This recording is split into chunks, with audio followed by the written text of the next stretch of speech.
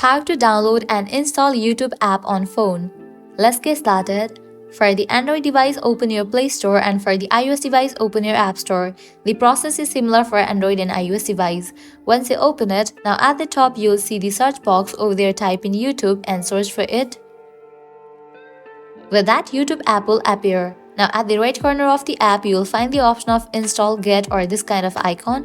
You have to click on it. With that, download process will start.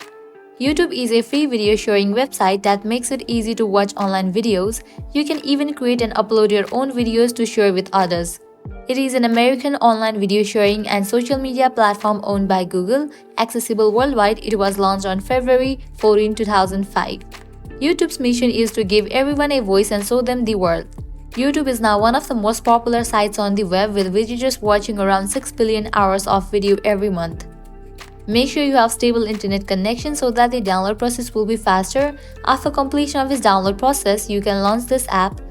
By using your email address, you can log in with your account and use it. So this way you can easily download and install YouTube app on iPhone.